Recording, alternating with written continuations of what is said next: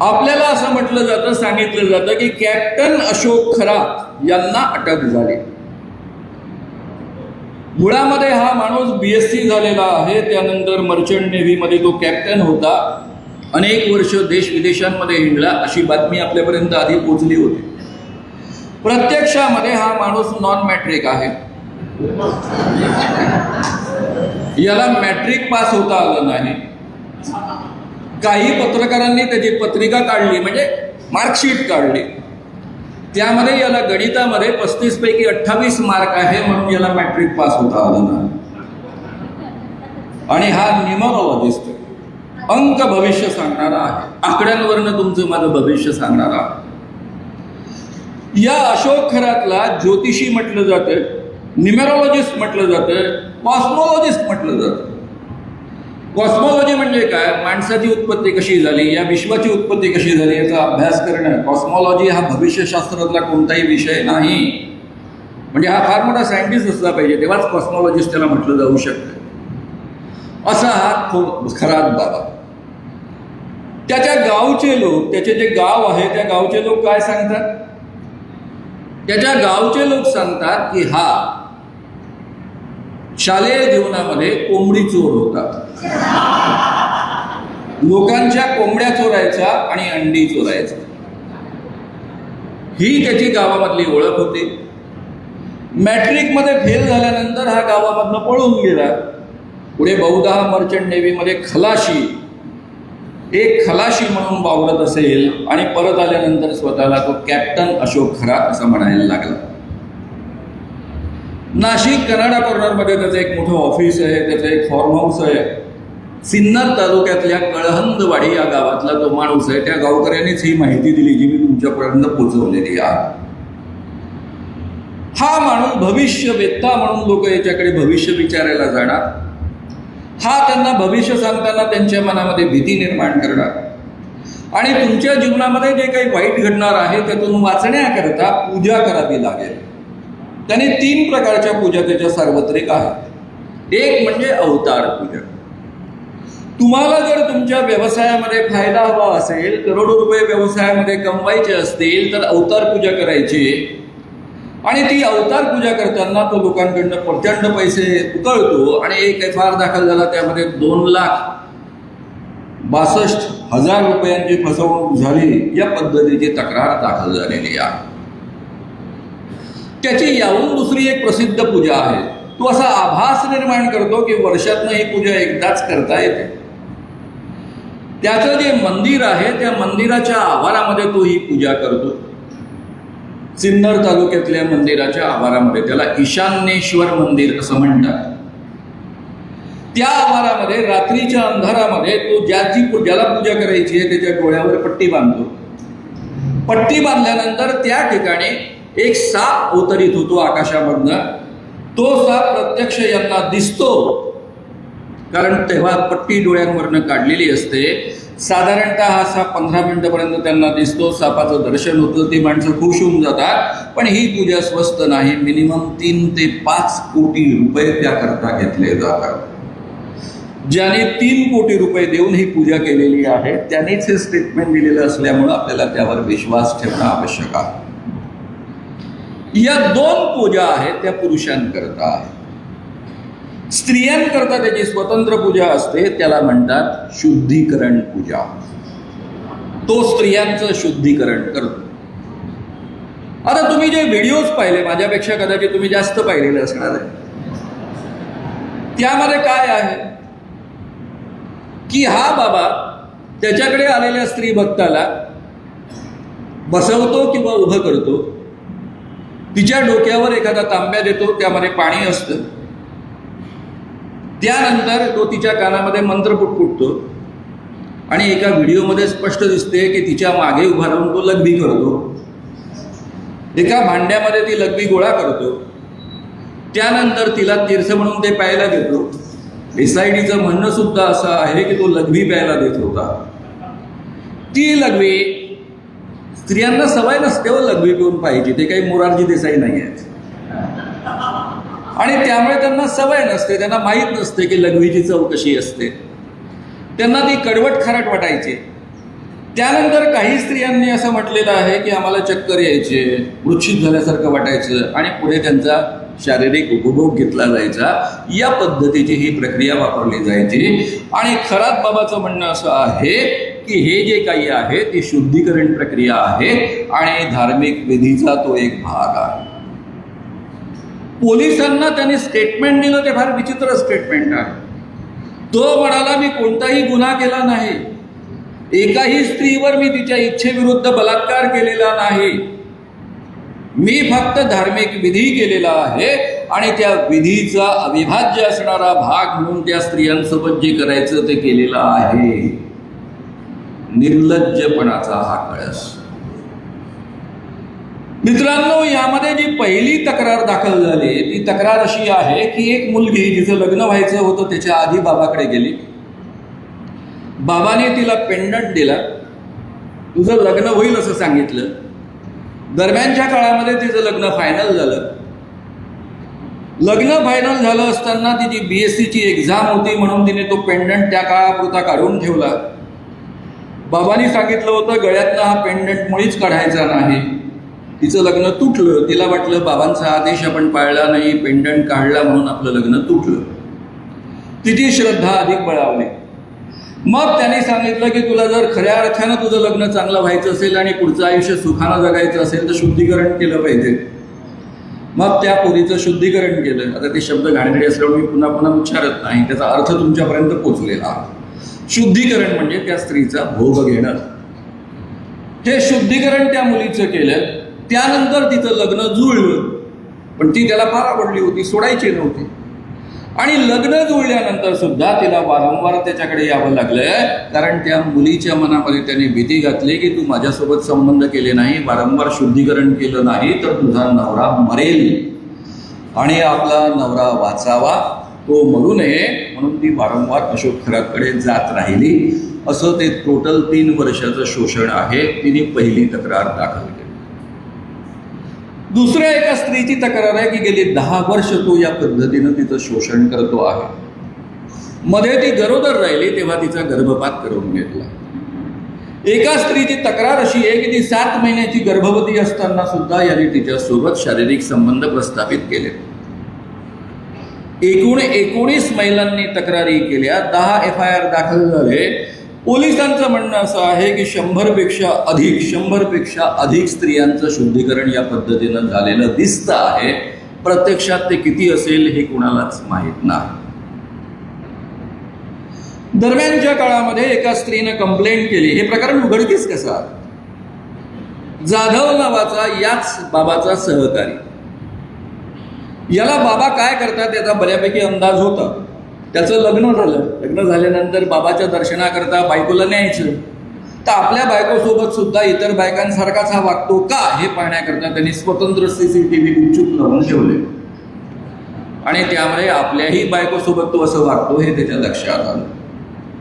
त्यावेळेस त्याला इतर बायकांसोबत हा असं वागतो हे दिसलं.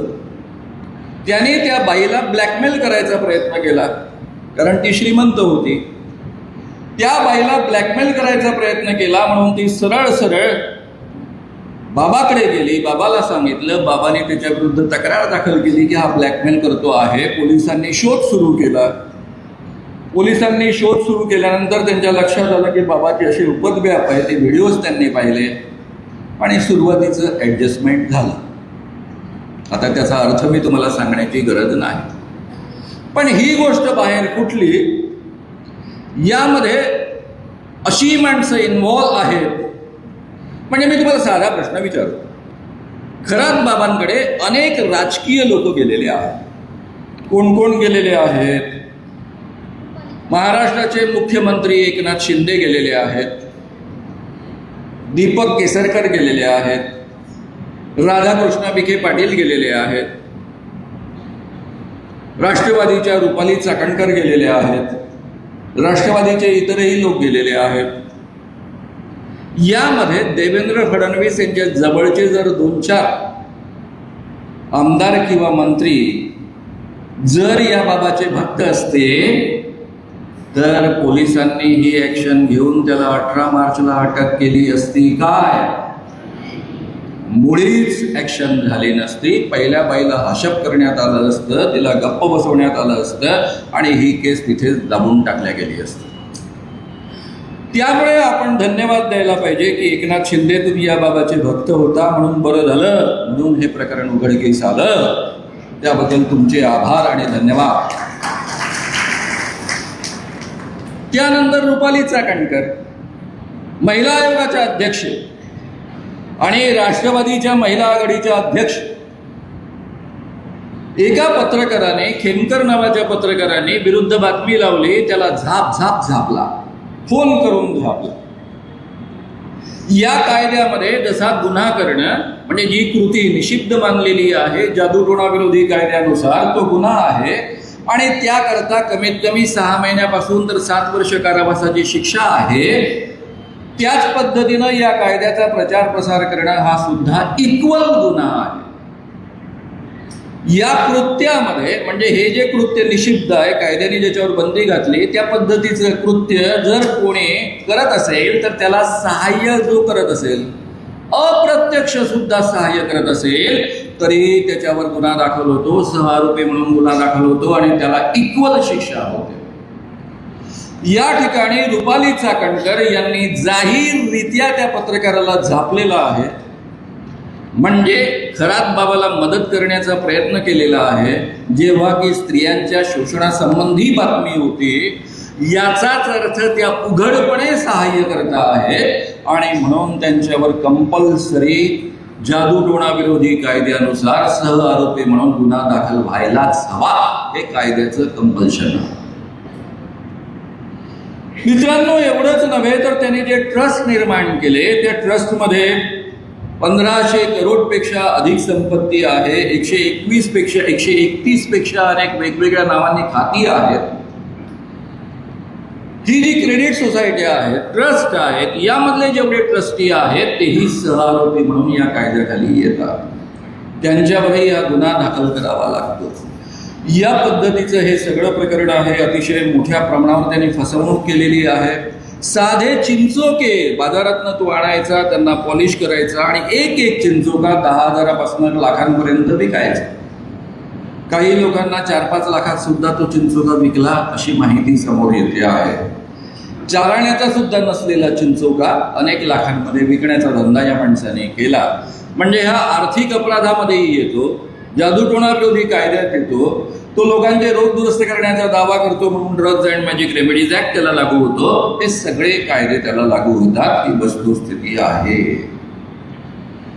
आता मित्रांनो, मी तुम्हाला हे सगळं तुमच्या पुढ्यामध्ये मांडलं तर हा खरात बाबा अपवाद आहे काय? एकमात्र बाबा आहे काय? मला वाटतं आपल्यापैकी अनेकांना माझ्याविषयी काही कल्पना आहे. एकेकाळी मी अतिशय अंधश्रद्धा होतो. मला भूत लागलं होतं, मंत्रतंत्रांची मला प्रचंड भीती वाटायची. मी अनेक बाबांचा भक्त होतो.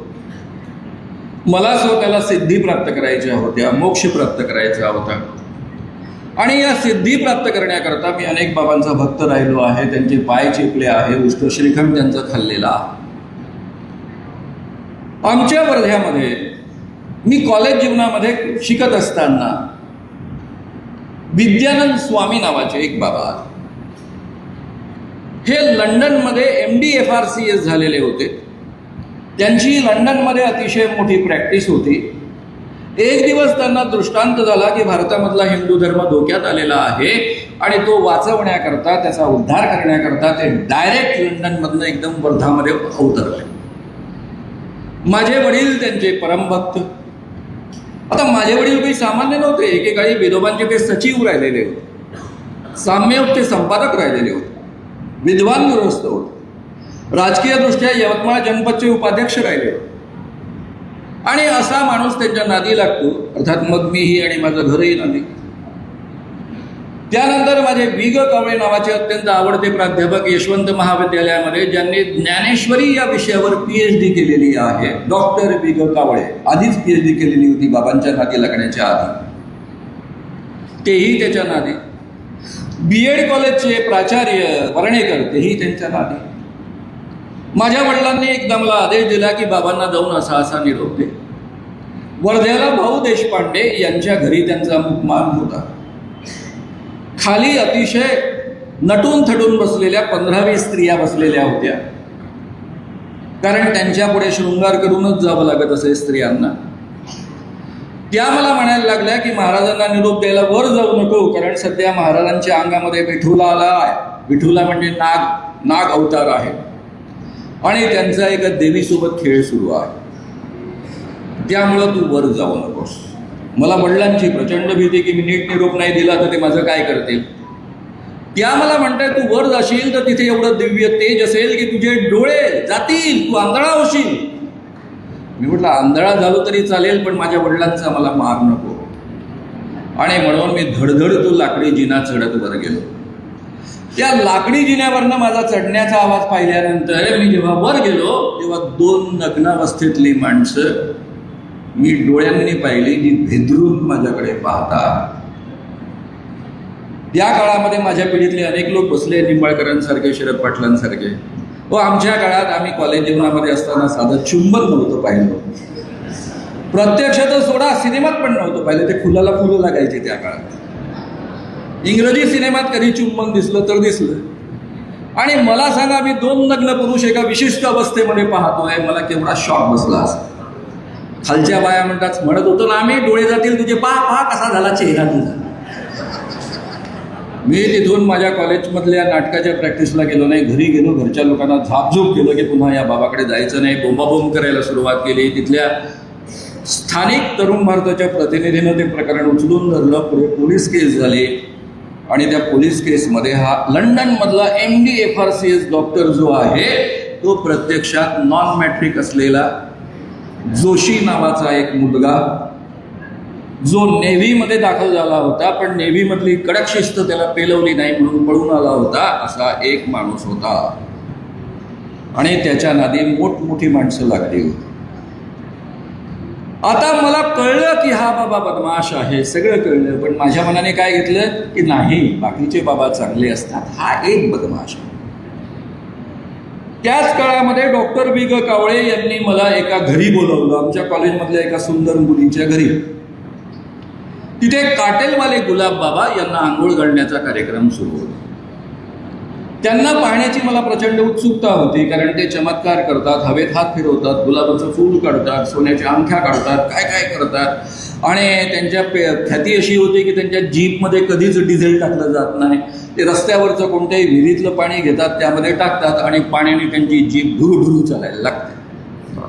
शंकरराव चव्हाण त्यांचे भक्त, नरसिंहराव पंतप्रधान आपले राहिलेले ते त्यांचे भक्त, महाराष्ट्र, गोवा, गुजरात आणि मध्य प्रदेश या 4 प्रांतांमध्ये या बाबाचा प्रचंड दबदबा. अशा या गुलाब बाबाला मी पाहायला गेलो. आम्हा पुरुषांना आतमध्ये प्रवेश नव्हता, फक्त डॉक्टर B.G. कावळेंना आतमध्ये प्रवेश होता. बाकी सगळ्या स्त्रिया त्यांना आंघोळ घालत होत्या. आणि हा बाबा आमच्या कॉलेजमधल्या सुंदर सुंदर मुलींच्या छातीवर पाणी उडवत होता आणि त्यांना ओलं करत होता. ते आम्ही खिडक्यांमधनं पाहिलं, म्हटलं हा बाबा बदमाश आहे. पण माझी समजूत काय, सगळे बाबा खूप चांगले असतात, पण हे 2 बाबा बदमाश आहेत. मी स्वतः तरुण भारताचा लेखक होतो, प्राध्यापक राहिलो, इंग्रजी विषय कॉलेजमध्ये शिकवला, BA BCom पासून सगळ्यांना शिकवला. आणि तरीही आतून मी अंधश्रद्धा होतो. 1980 साली मी किर्लोस्कर प्रेसमध्ये नोकरीला गेलो पुण्याला. त्या ठिकाणी तिथल्या किर्लोस्कर मासिकामध्ये जुने 60 वर्षाचे अंक मला वाचून त्याच्यातनं विशेषांक तयार करण्याची जबाबदारी सोपवण्यात आली होती. म्हणून मी आचार्य अत्रे यांचा एक लेख वाचला.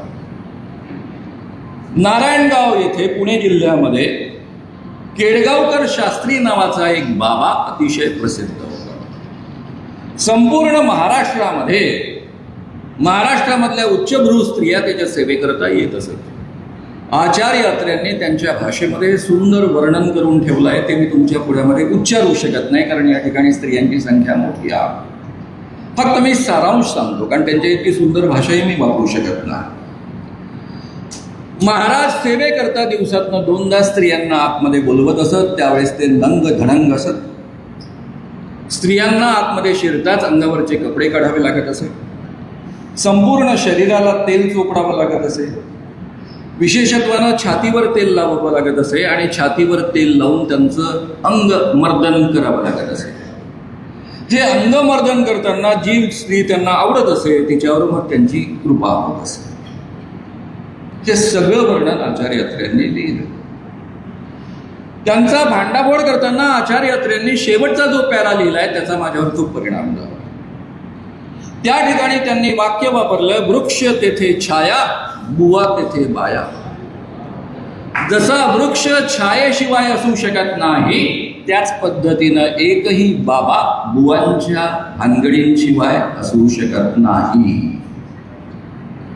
आणि पुढच्या आयुष्यामध्ये जेव्हा 1982 साली मी अखिल भारतीय अंधश्रद्धा निर्मूलन समितीच्या नावानं ही समिती सुरू केली, पहिल्या 4-5 वर्षांमध्ये अशा पद्धतीचे 100पेक्षा अधिक बाबा एक्सपोज केले. त्यावेळेस मला आचार्य अत्र्यांनी जे अनेक वर्षांपूर्वी लिहून ठेवलं ते 100% सत्य आहे हे लक्षात आलं.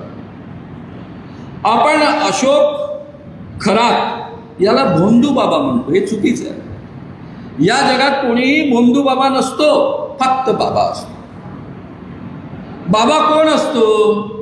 जो असा आभास निर्माण करतो की माझ्यामध्ये तुमच्या सामान्य माणसांपेक्षा विशेष शक्ती आहे, दैवी शक्ती आहे, देव माझ्यावर प्रसन्न आहे, किंवा माझ्यामध्ये सिद्धी करण्याचं, चमत्कार करण्याचं सामर्थ्य आहे, असा आभास निर्माण केल्याशिवाय कुणीही बाबा बनत नाही. आणि या जगामध्ये कुणाजवळही दैवी सामर्थ्य नसतं, कुणावरही देव प्रसन्न होत नाही, कुणाच्याही अंगात देव येत नाही, कुणीही माणूस देव बनत नाही, कुणामध्येही सिद्धी करण्याचं आणि चमत्कार करण्याचं सामर्थ्य नसतं. हे सगळेच्या सगळे खोटारडे असतात. आणि ज्याच्या जीवनाची सुरुवातच खोटारडेपणापासून झालेली असते तो भोंदूशिवाय आणखी दुसरा काय असतो. त्यामुळे या जगात भोंदू बाबा नसतात, सगळेच्या सगळे बाबाच भोंदू असतात. हे कधीच आयुष्यामध्ये विसरू नका. अपवाद सापडला तर मला दाखवा, मी त्याचा भक्त बनेन. तुम्हाला जर अपवाद जरी सापडला तरी मला दाखवा, मी त्याचा भक्त बनेन. ढूंढो उसको, वहां भी मिलेगा आपको बहुत कुछ. तर मित्रांनो, या जगामध्ये कुणीही खरा बाबा नसतो. आता गाडगे महाराज आहे, तुकडोजी महाराज आहे, यांनी एवढं मोठं काम केलं. जनता या सगळ्यांना प्रचंड मानायची, पाया पडायची. हे असतील, ज्ञानेश्वर महाराज असतील, तुकाराम महाराज असतील, यांनी कधीतरी स्वतःमध्ये चमत्कार असण्याचं सामर्थ्य सांगितलं. ती म्हणाला, हो ते ज्ञानेश्वरांचे अभंग आहेत, खोटारडे आहेत, ज्ञानेश्वरांनी आयुष्यामध्ये चमत्कार केले नाहीत. योग याग विधी येणे नव्हे सिद्धी, वायाची उपाधी दंभ धर्म, हा त्यांचाच श्लोक आहे, अभंग आहे, ओवी आहे. ते म्हणतात की या जगामध्ये कुणालाही सिद्धी प्राप्त होऊ शकत नाही, कुणालाही खऱ्या अर्थानं चमत्कार करण्याचं सामर्थ्य प्राप्त होऊ शकत नाही. हे सगळंच्या सगळं खोटं आहे, हा खोटा धर्म आहे. तुकाराम महाराज तर चमत्कार विरोधीच होते, त्यांचे अनेक अभंग आहेत, त्यामध्ये आता मी वेळ देत नाही कारण तो विषय नाही आजचा. म्हणून तुकडोजी महाराज असतील, गाडगे महाराज असतील, संत ज्ञानेश्वर असतील, संत तुकाराम असतील, यांनी कधीतरी स्वतःमध्ये दैवी शक्ती आणि चमत्कार याचं कधीतरी लोकांना सांगितलं. हे खरं लोकांचं प्रबोधन करणारे, लोकांचं भलं करणारे संत होते आणि म्हणून आपण त्यांना मानतो. आणि महाराष्ट्रातल्या वारकरी संप्रदायाचं हे वैशिष्ट्य राहिलेलं आहे. आणि या संत परंपरेनं अंधश्रद्धा दूर करण्याचं काम केलेलं आहे. स्वतःला जो कोणी आपल्यामध्ये विशेष शक्ती आहे असा दावा करत असेल तो बदमाशच असतो. हे माझं वाक्य काळ्या दगडावरची रेघ आहे असं समजून आयुष्यात लक्षात. अरे लोकांचं भलं करायचं आहे तर बाबासाहेब आंबेडकर बनतात, महात्मा गांधी बनतात, विनोबा भावे बनतात. लोकांचं भलं करण्यासाठी रात्रंदिवस झटतात. लोकांचं भलं करण्याकरता धीरेंद्र कृष्ण महाराज नाही बनत. छुओ मत, हम ब्राह्मण है, तुम अछूत हो, हमें छुओ मत, त्याचाच व्हिडिओ होतो. हे असले महाराज. त्यामुळे हे आपण सगळ्यात पहिले समजून घ्या. मित्रांनो, त्यानंतर मला एका बाबाने प्रचंड मोठा धक्का दिला, त्याचं नाव आहे शुभदास. माझे मित्र प्राध्यापक नमा जोशी, आम्ही दोघांनी तरुण भारतामध्ये एकत्र पत्रकारिता सुरू केली आहे. त्यांनी एक आर्टिकल शुभदास महाराजांवर लिहिलं, ही बहुधा 84ची गोष्ट असावी. आणि त्यामध्ये त्यांनी लिहिलं होतं की शुभदास महाराज 4था वर्ग पास नाही आहेत आणि तरीही त्यांना मेडिसिन येतं. डॉक्टरांना जेवढं कळत नाही तेवढं मेडिसिन मधलं त्यांना कळतं. नागपूरच्या मेडिकल कॉलेजमध्ये MD ला शिकवणारे डॉक्टर वेचलेकर सुद्धा त्यांचा सल्ला घेतात. त्याच काळामध्ये माझे मित्र डॉक्टर उल्हास जाजू हे सेवाग्राम मेडिकल कॉलेजला प्राध्यापक होते. त्यांनी म्हणे, श्याम तो बाबा को एक्सपोज करता है, ये शुभदास बहुत गड़बड़ करता है, ऐसी दवाइयाँ देता है कि जिसके कारण काफ़ी रिएक्शंस आती है और मेरे पास ऐसी कई चीज़ें आती, जरा ध्यान दे. पण मला स्वतःला वाटत होतं की स्वामी विवेकानंदाचा अवतार आहे असं म्हणणारा हा माणूस, स्वामी विवेकानंदांचा फोटो लावून हिंडणारा हा माणूस हा बायकांच्या भानगडीमध्ये बिलकुल नसेल. स्वामी विवेकानंद, माझं स्वतःवर प्रचंड प्रेम, माझं स्वतःचं स्वामी विवेकानंदांवर प्रचंड आदर. जेव्हा मी त्यांचं मेडिसिन मधला भ्रष्टाचार शोधायला सुरुवात केली तेव्हा मला घबाडच्या घबाड मिळालं. हा बाबा स्त्रियांना खाजगीमध्ये सांगायचा, जरी गेल्या जन्मामध्ये मी स्वामी विवेकानंद असलो तरी त्याच्या आधीच्या जन्मामध्ये मी भगवान कृष्ण होतो आणि तू गेल्या जन्मामध्ये राधा होतीस.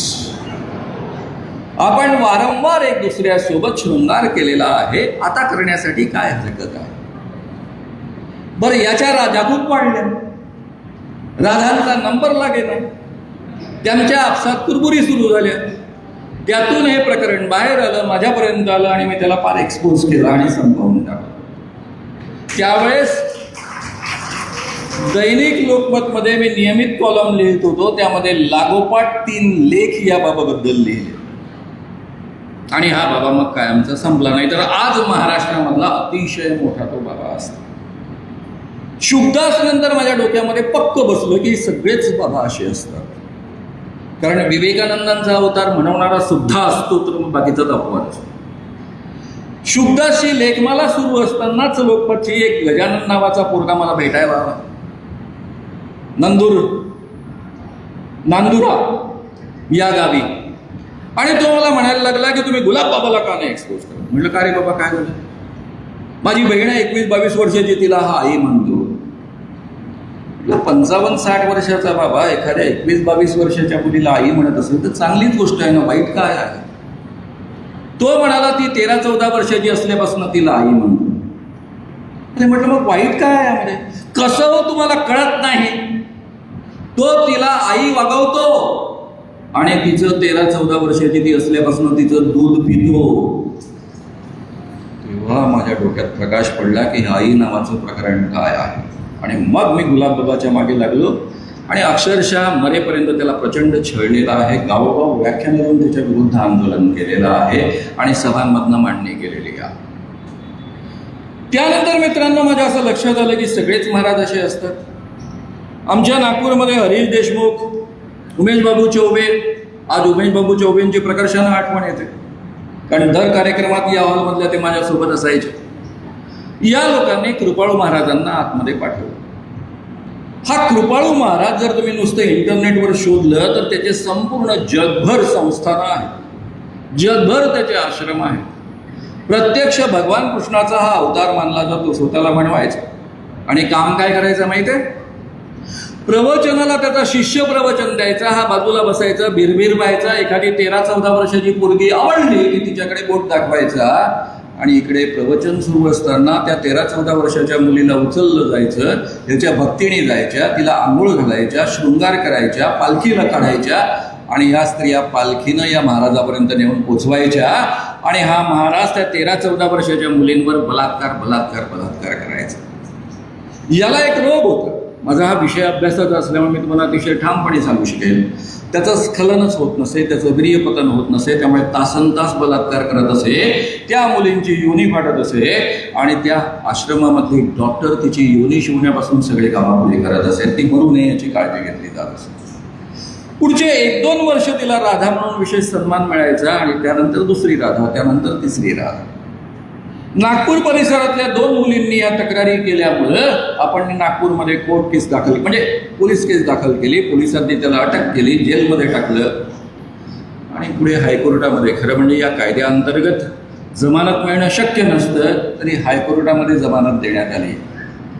कारण त्याआधी कृपाळू महाराजांची अनेक लोक, मी मुंबईला राहत होतो त्या काळामध्ये, म्हणजे अजूनही मुंबईलाच राहतो, माझ्याकडे फोन आले, मानव साहब चाहे उतना पैसा लो लेकिन आप लोग तकरार पीछे ले। मतलब आप मुझे पहचानते नहीं शायद, इसीलिए फोन करने की आपने हिम्मत की। आमचे कोणीही कार्यकर्ते पैसे खाणं शक्य नव्हतं, पण हायकोर्ट जजने मात्र त्यांना जमानत दिली। मग त्यांनी मला फोन केला, मानव साहब मैं आपको 10 लाख देने को तैयार था, मेरा 5 लाख में काम हो गया। ठीक, भारत आहे आपण। हा कृपाळू महाराज, कृपाळू महाराज जेव्हा जेलमध्ये होते तेव्हा अकोल्याच्या एक अतिशय प्रसिद्ध ॲडव्होकेट आणि स्त्री सामाजिक कार्यकर्ता, स्त्री चळवळीतल्या बाबूजींना भेटायला आल्या।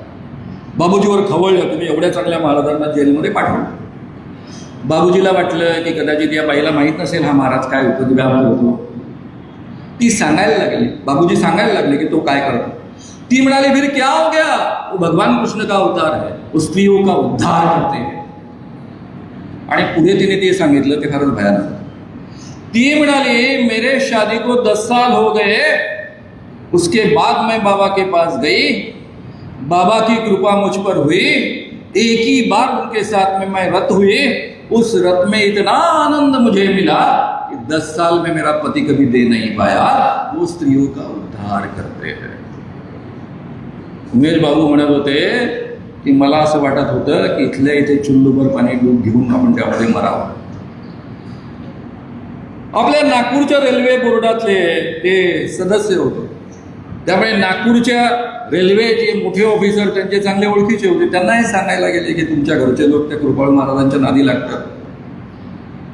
त्यांच्या कॉन्व्हेंट शिकलेल्या पत्नी त्या ओरडत आल्या उमेश बाबूंवर की तुम क्या ये बता रहे हो मेरे पति को, मैं खुद मेरी बेटी या 10-11 साल की होने की राह देख रही हूँ, जब भी वो 11-12 साल की हो जाएगी तो मैं खुद बाबा को अर्पण करूंगी, उनके जीवन का भला हो जाएगा।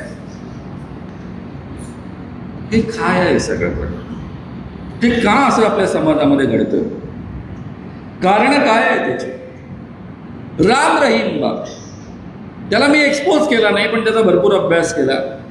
मी तुम्हा सगळ्यांना विनंती करेन की OTT प्लॅटफॉर्मवर आश्रम नावाची एक सिरियल आहे, फार सुंदर सिरियल आहे, 3 सीझन आहे, ती अवश्य पहा। राम रहीमचे सगळे उपद्व्याप त्यामध्ये दाखवलेले आहे। ज्या मुलीने अटल बिहारी वाजपेयींकडे तक्रार केली ती मुलगी काय सांगते, तिचा फक्त मी अनुभव तुमच्या पुढ्यामध्ये मांडतो आहे। ती म्हणते कि एक दिवस मला निरोप आला, बाबा ने माफी देने के लिए बुलाया है, याचं शुद्धीकरण त्याचं माफी, अशोक खरातचं शुद्धीकरण त्याचं माफी। ती मुलगी त्याच्या बेडरूममध्ये गेली, गुहेमधल्या, त्या ठिकाणी एका बाजूला रिव्हॉल्वर ठेवली होती, दुसऱ्या बाजूला तो अश्लील व्हिडिओ पाहत होता। आल्या आल्या तिला म्हटला, काही पटवणं नाही, काही नाही, काही नाही, तुम मुझे गुरु मानती हो? ती म्हणाली, जी हाँ मैं गुरु मानती हूँ। तो गुरु को तन मन धन अर्पण करना होता है, तो तुमने मुझे तन मन धन अर्पण किया है, तुम्हारा तन मेरे मालकियत का है, आज मैं उसे भोगना चाहता हूँ, तुम मुझे पसंद हो। ती म्हणाली, बाबा ये अच्छा नहीं है, आप तो भगवान कृष्ण के अवतार में मानती हूँ आपको। हाँ तो फिर क्या हो गया, भगवान कृष्ण ने 16,000 स्त्रियों के साथ में संबंध रखे थे, इसीलिए तो मैं संबंध रख रहा हूँ। ती म्हणाली, फिर भी मुझे ये मान्य नहीं है। त्यावर त्याने काही आडपडदा नाही ठेवला, फार काही बोलत बसला नाही। तो म्हणाला, देखो तुम्हारे सामने 2 पर्याय है, एक बंदूक है, मैं सीधा तुमको यहीं उड़ा दूंगा, यहीं गाड़ दूंगा, किसी को पता नहीं चलेगा।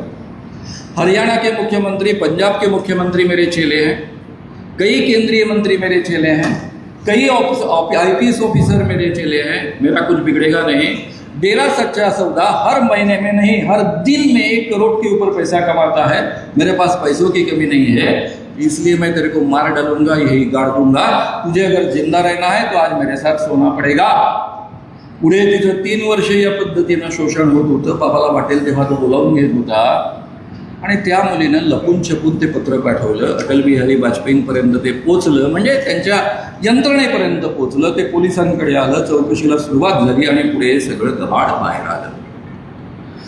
राम रहीम सारखा बाबा ज्याने हजारोच्या संख्येनं स्त्रियांचं शोषण केलं, बलात्कार केले आणि मारून टाकून फेकून पण दिलं असणार, 400पेक्षा अधिक पुरुषांना कॅस्ट्रेट केलं. पूर्वीचे जे जनानखाने चालवणारे राजे लोक असत ते आपल्या जनानखान्याच्या संरक्षणाकरता छक्के लोक ठेवत असत.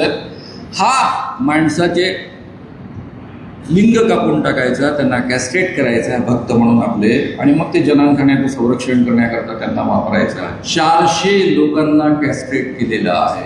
आणि म्हणून मी म्हणतोय की आश्रम नावाची ही सिरियल पहा, त्यात तुम्हाला सगळे हे डिटेल्स सापडतील. त्यानंतर मित्रांनो,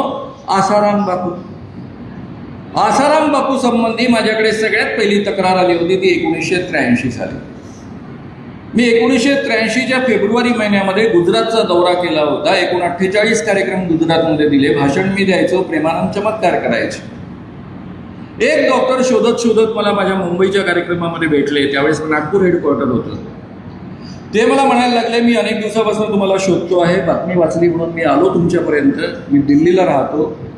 माझी मुलगी 2 वर्षापूर्वी अहमदाबाद आश्रममध्ये बाबाच्या दर्शनाकरता गेली. रात्री 8 वाजता तिचा ट्रंक कॉल आला होता.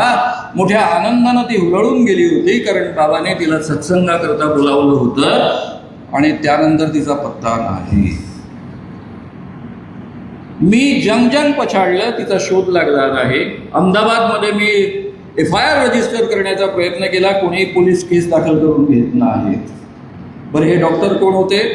राष्ट्रपतींचं दिल्लीतलं जे पॅनल असतं त्या पॅनलमध्ये यांचं नाव होतं. एवढ्या श्रेष्ठ दर्जाचा दिल्लीतला हा डॉक्टर, गुजराती जन्माने. मानव साहब, आप कुछ तो भी करो, आप ही कुछ कर सकोगे. मैं गुजरात में क्या कर सकूँ? आप इतने बड़े डॉक्टर हो, राष्ट्रपति के पैनल पर हो, इसके बावजूद अगर आपकी कंप्लेंट पुलिस दाखिल नहीं करती तो गुजरात की पुलिस मेरा क्या सुनेगी? महाराष्ट्र में होता तो शायद मैं कुछ कर पाता. तेव्हापासून मी आसारामकडे बारकाईने लक्ष द्यायला लागलो, त्याची सगळ्या भानगडी काढायला लागलो, बोलायला लागलो. आणि पुढे एक मुलगी जी 15-16 वर्षाची मुलगी आहे, तिच्यावर बलात्कार करण्याचा हा प्रयत्न करतो आहे. याने बलात्कार केला नाही, पण तोपर्यंत निर्भया नावाचा कायदा आला. त्यामध्ये बलात्काराचा प्रयत्न करणं, त्या दिशेनं प्रयत्न सुरू करणं एक्सेल बलात्कार मानला जातो. आणि त्यातल्या त्यात ही मुलगी 16 वर्षाची असल्यामुळं पोक्सोही लागला. आणि जी एक स्त्री DCP लेव्हलची अधिकारी होती ती अतिशय कडक निघाले. तिच्या बॉसने तिला छानपैकी मदत केली आणि या दोघांनी जाऊन MP मध्ये तो मुक्कामाला असताना पोलिसांनी त्याला अटक केली. अटक केल्यानंतर सगळ्या मीडियाच्या पुढे तो त्यावेळेस एवढा उद्दाम होता. नरेंद्र मोदींपासून सगळे त्याच्या पायावर डोकं ठेवायचे. अनेक प्रांतांमधले मुख्यमंत्री त्याचे भक्त होते. राजस्थानचे मुख्यमंत्री त्याचे भक्त होते. आणि हे राजस्थानचं पोलीस त्याला पकडून नेत आहे. त्यावेळेस तो सगळ्या मीडिया पुढे बोलला की ये जो है सोनिया गांधी और राहुल गांधी, त्याने भरपूर शिव्या दिल्या आणि त्याने उपकार करून ठेवले. राजस्थानच्या मुख्यमंत्र्याची मग हिंमत झाली नाही की आपल्या बॉसेसला शिव्या देणाऱ्या माणसाचं संरक्षण आपण कसं करायचं, आणि म्हणून त्याने पोलिसांना छान काम करू दिलं. आणि तो कायदा इतका FIR आणि पुढचा संपूर्ण विभाग असतो तो सगळा इतका चांगला बनवला, 400 इतकी मस्त बनवले. वर्ष हा बाबा जेलमध्ये राहिला. याचा मुलगा नारायण साई हेच उपद्व्याप करणार. नारायण साईने काय केलं? एका मुलीच्या तोंडची वाक्य मी तुम्हाला सांगतो. त्या दोघी अहमदाबादच्या आश्रममध्ये राहायच्या, भक्त होत्या, साध्वी होत्या. त्यांनी आपल्याला स्वतःला अर्पण करून घेतलं होतं. एका साध्वीला यांनी बोलावलं, तिच्यावर बलात्कार केला तिच्या इच्छेविरुद्ध. ती रडत रूमवर परत आली आणि सांगितलं की मी जर त्याला नकार दिला असता, त्याने मला सरळ सांगितलं की मैं तुझे मार डालूंगा और इस कुएं में डाल दूंगा, ऐसे कई लड़कियों को इस कुएं में डाला है. आणि मग जीवाच्या भीतीनं मी बलात्कार होऊ दिला. दुसरी मुलगी हुशार होती. तिच्या लक्षात आलं की आपल्यावरही नंबर येणार आहे आणि म्हणून तिने पळून जाण्याचे मार्ग शोधून ठेवण्याचा प्रयत्न केला. पण त्याच्या आधीच तिचा नंबर आला. तिने नाटक केलं कि मैं रहा देख रही थी कि बाबा की कृपा मुझ पर कब होगी, भगवान कृष्ण की कृपा मुझ पर कब होगी. आसाराम पण भगवान कृष्णाचा अवतार. त्याचा दारुड्या मुलगा, ज्याला प्रवचन पण देता येत नाही, तो नारायण साई पण भगवान कृष्णाचा अवतार. आणि आपली भारतीय जनता हे स्वीकारते आहे. बाप पण भगवान कृष्णाचा अवतार, पोरगे पण भगवान कृष्णाचा अवतार. आणि या ठिकाणी तिने एवढी दारू त्याला पाजली की याला काही करता आलं नाही किंवा करण्याची गरज पडली नाही, पण त्याचे सगळे सुरक्षा कर्मचारी दूर निघून गेले होते. त्याचा फायदा घेऊन या दोन्ही मुली पळून आल्या डायरेक्ट मुंबईला. मुंबईला का आल्या? कारण या मुलीच्या सख्या बहिणीचा नवरा मुंबईमध्ये DCP होता, IPS अधिकारी होता. या DCPंशी माझं बोलणं झालेलं आहे. ते म्हणाले की मला असा कॉन्फिडंट होता कारण माझे अनेक बॅचमेट्स आणि सिनियर्स आणि ज्युनियर्स ट्रेनिंग चालत असतं त्या काळातले असणारे ते गुजरातमध्ये होते. त्यांच्या मदतीनं मी सहज FIR दाखल करू शकेल.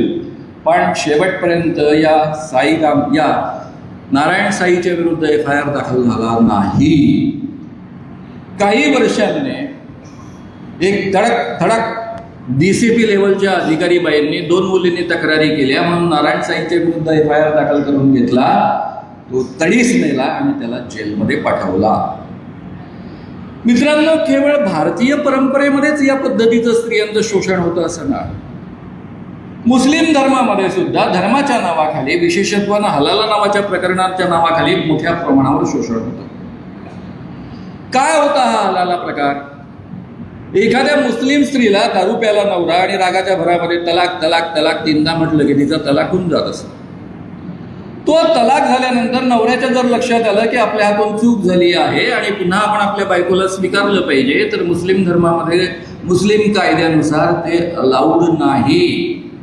त्याकरता तिला आणखी एका दुसऱ्या माणसाशी लग्न करावं लागतं आणि त्या माणसाने तलाक दिल्यानंतर ती पहिल्या नवऱ्याशी लग्न करू शकते.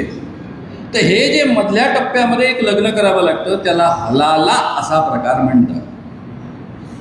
राजन खान नावाच्या माझ्या मित्रांनी एक स्टोरी यावर लिहिली, त्याच्यावर एक सिनेमाही मराठी आलेला होता.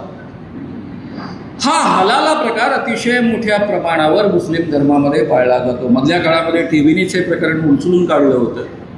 आजही तुम्हाला यूट्यूबवर यातल्या अनेक गोष्टी वाचायला मिळतील, ऐकायला मिळतील आणि त्यामधनं तुमच्या लक्षात येईल की या हलाला प्रकरणाच्या माध्यमातून अतिशय मोठ्या प्रमाणावर शोषण होतं आणि त्यामध्ये हे मौलवी जाहीररित्या सांगतात की क्या गलत कर रहे हैं, हम तो उस स्त्रियों का उद्धार कर रहे हैं, उस पति को मदद कर रहे हैं, क्योंकि जो भी पति शादी करेगा वो एक रात में तो लौटाएगा नहीं ना, वो कई महीने रखेगा, उसका भोग लेगा, बाद में लौटाएगा.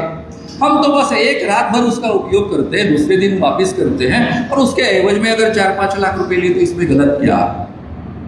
हम तो धर्म का काम कर रहे हैं ना. हे सगळं मुलाखतीमध्ये आजही तुम्हाला यूट्यूबमध्ये पाहायला मिळू शकतं शोधलं तर. मित्रांनो, या पद्धतीनं हलाला नावाचं प्रकरण आहे.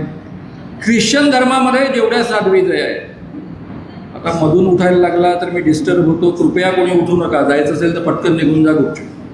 ज्यांना उठून जायचं असतं त्यांनी मध्ये का बसावं, कोपऱ्यात बसावं ना, दाराजवळ बसावं ना. हा साधा सभेचा नियम आहे, तेवढा तर आपण पाळला पाहिजे. तर मित्रांनो, ख्रिश्चन धर्मामध्ये व्हॅटिकन सिटीचा जो पोप आहे, कॅथॉलिक पंथीय प्रमुख, त्यांच्या नियमामध्ये पाद्र्यांना आणि ज्या नन्स ब्रह्मचर्य स्वीकारतात त्यांना विवाहाचा अधिकार नसतो. मग या नन्स राहतात, त्याला कॉन्व्हेंट असं म्हणतात. कॉन्व्हेंट म्हणजे नन्स राहणारं वसतिगृह. मी इंग्रजी साहित्याचा विद्यार्थी असल्यामुळे मला काही रेफरन्सेस वाचायला मिळाले. नंतर हे सगळं लिटरेचर शोधून काढलं, मी वाचलं. 18व्या शतकामध्ये, 19व्या शतकामध्ये अनेक इंग्रजी लेखकांनी लिहून ठेवलेलं आहे की या नन्सचा किती वाईट प्रकारे उपयोग केला जात असे, त्यांचं शोषण केलं जात असे. त्या काळामधले पाद्री पुरुष यांचा वापर करत असत. जी गावातली श्रीमंत मंडळी चर्चेसला देणग्या देतात ते त्यांचा वापर करत असत. आणि एखादी मुलगी त्यामधनं जर गरोदर राहिली तर त्या काळामध्ये कुटुंब नियोजनाची साधनं नसल्यामुळं तिला विहिरीमध्ये ढकलून दिलं जात असे आणि प्रत्येक कॉन्व्हेंटच्या मध्ये एक विहीर असे, ती फक्त या कामाकरता वापरली जात असे. हे सगळं इंग्रजी लेखकांनी लिहून ठेवलेलं वर्णन आहे. आता मित्रांनो, 2 महाराज मी तुमच्या पुढ्यामध्ये मांडून हा विषय महाराजांबाबतचा मी संपवणार आहे. मग त्याच्या कारण मी मीमांसेमध्ये आपण शिरूया. नागपूरमध्ये आम्ही एक बाबा एक्सपोज केला, त्याचं नाव आहे सुंदरदास महाराज. हा रामस्नेही पंथाचा भारतातला सगळ्यात मोठा महाराज. मूळ हा मिलिटरीमध्ये अतिशय मोठा अधिकारी होता आणि ज्या काळात आम्ही त्याला एक्सपोज केला त्यावेळेस राजस्थान DGP त्याचा सख्खा भाऊ होता. पोलीस अधिकारी, जो राज्याचा पोलीस प्रमुख असतो, ज्याला महासंचालक आपण म्हणतो, तो त्याचा सख्खा भाऊ होता. अशा फॅमिलीतला हा सुंदरदास महाराज. रामच नाही पंथ हा श्रीमंत व्यापाऱ्यांचा पंथ आहे. हा आपल्या भक्तांना सांगायचा कि इंसान के जिंदगी का उद्देश्य मोक्ष प्राप्त करना है.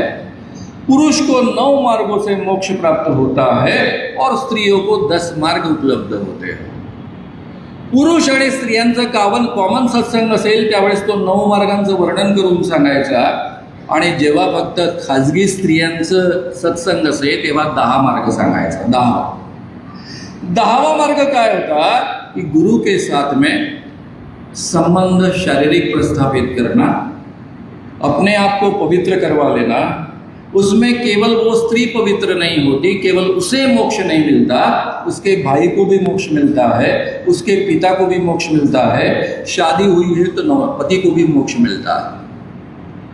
इसलिए केवल स्त्री ने थोड़ा सा त्याग करने के बाद में घर के सभी पुरुषों को मोक्ष प्राप्त होता है, लेकिन स्त्रियों को नहीं होता. बहन को नहीं मोक्ष मिलता, बेटी को नहीं मोक्ष मिलता, माँ को नहीं मोक्ष मिलता. उसके लिए उसको खुद जाना पड़ता है. या बाबाला मी नागपूरमध्ये एक्सपोज केलं. त्याचं हे सगळं प्रकरण बाहेर काढलं. त्यावेळेस ही सगळी रामस्नेही पंथांची मंडळी धावत पळत आली. त्यातली तरुण मंडळी आली, सगळी मंडळी, इंजिनियर डॉक्टर मंडळी. त्या पोरांनी आम्हाला विनंती केली की या बाबाला इथे आमच्या घरी एक्सपोज करू नका. परत त्यात ज्यांच्या घरी त्यांचा मुक्काम होता त्यांचे पुतणे आमच्यासोबत डॉक्टर म्हणून अतिशय चांगलं काम करत होते, त्याचंही आमच्यावर प्रेशर होतं. म्हटलं ठीक आहे, इसको बाहर करो, आप बाहर करने के बाद जो करना है हम वो करेंगे. त्यावेळेस मेंडोसा नावाचे आपले नागपूरचे पोलीस कमिशनर होते. त्यांना आम्ही भेटायला गेलो, उमेश बाबू चौबे, हरीश देशमुख, आम्ही सगळी मंडळी. आणि त्यांना विनंती केली की म्हटलं आम्ही फक्त या बाबाला गाढवावर 2 मिनिटं बसवणार आहोत, फोटो काढणार आहोत. तोपर्यंत तुमचं पोलीसमध्ये नाही आलं पाहिजे, कारण DCP या एरियाचे जे आहेत ते जरा त्या पंथामधले आहेत, त्यामुळे आम्हाला काळजी आहे. मेंडोसरला आमच्या कामाबद्दल पूर्ण माहिती होती, खात्री होती. आम्ही कधीही बाबांना मारहाण करत नाही, मॅनहँडल करत नाही, उलट त्यांना मार पडू देत नाही. त्यामुळे ते म्हणाले की तुम्ही मार वगैरे पडू देणार नाही, पण मॅनहँडल करू नका. बिलकुल नाही, प्रेमाने आम्ही त्यांना गाढवावर बसायला सांगू, ते बसले नाहीत तर आम्ही बसवू, फक्त एवढंच करू, बाकी काही नाही. फोटो काढू आणि सोडून. फक्त आमची एक चूक झाली की आम्ही घरावर पहारे ठेवले नाहीत, त्यांच्यावर विश्वास ठेवला, आणि त्यांनी जसे आम्ही सगळे पोलिसांकडे गेलो तसं बाबाला बाहेर काढलं आणि तिकडे पोचवून दिलं.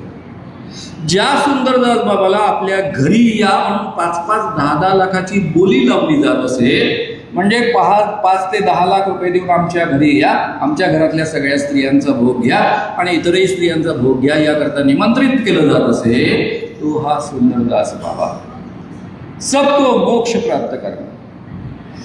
त्यानंतर एक नित्यानंद स्वामी हा बंगलोरचा बाबा, त्याचं स्वतंत्र बेट आहे, स्वतंत्र देश आहे, जगभर अतिशय मोठा बाबा आहे, ठिकठिकाणी याचे आश्रम आहे. याच्या बंगलोरच्या आश्रमामध्ये प्रवेश घेताना लिहून घेत असे की इथे ज्या काही प्रक्रिया चालतात, ज्या पूजाविधी चालतात त्याबद्दल मी ऑब्जेक्शन घेणार नाही. त्या कदाचित माझ्या मॉरल कंपन्यांच्या विरुद्ध असल्या तरी त्याबद्दल मी पोलिसांकडे तक्रार करणार नाही. आणि हा सांगायचा की माझ्यामध्ये शंकर भगवान तत्व आहे, प्रत्येक स्त्रीमध्ये एक पार्वती तत्व जागृत होतं, प्रत्यक्ष भगवान शंकराशी संभोग केला की ते पार्वती तत्व जागृत होतं आणि मोक्ष प्राप्त होतो. आता अडचण झाली, स्त्रिया हजारो झाल्या, एकटा कसा पुरणार? त्यामुळे त्याने ठिकठिकाणी वेगवेगळे शंकर निर्माण करायला सुरुवात केली. ज्यांना ज्यांना तो शंकर म्हणून मान्यता देत असे त्यांच्यासोबत संभोग केला किंवा मोक्ष प्राप्त होत असे. मुंबईचे हायकोर्ट जज त्यांची एक मुलगी जी अमेरिकन नागरिक झाली आहे, मोठी सायंटिस्ट आहे, तिचं या पद्धतीनं 2 ते 3 वर्ष शोषण झालं. ती म्हणते मी एवढी हुशार, एवढी मोठी सायंटिस्ट, माझ्या क्षेत्रामधली एवढी मोठी तज्ज्ञ, पण काय झालं होतं मला कळतच नाही. बाबा म्हणायचे उठ, उठायचं, झोपायचं, ते म्हणायचे असं करा, तर मी कसं करायचं, असं सगळं होतं. जेव्हा ती काही कारणाने, कारण तिच्या नोकरीवर गदा येण्याची जेव्हा वेळ आली तेव्हा ती अमेरिकेत परत गेले, आणि परत गेल्यानंतर तिचं डोकं सगळ्या मित्रांनी जागेवर आणलं. त्यानंतर तिने मुंबईमध्ये केस दाखल केली, आणि त्या केसमध्ये या विषयातला तज्ज्ञ साक्षीदार म्हणून माझी साक्ष झाली, म्हणून मला सगळे ते डिटेल्स माहीत आहे. हा नित्यानंद स्वामी शाक्तपंथीय बाबा, त्या मार्गाने तो या पद्धतीनं स्त्रियांचं मोठ्या प्रमाणावर शोषण करत असे, आणि या शोषणाच्या माध्यमातून त्याने हा संपूर्ण जगभर व्यापार चालवलेला आहे. मित्रांनो, हे अपवाद नाही.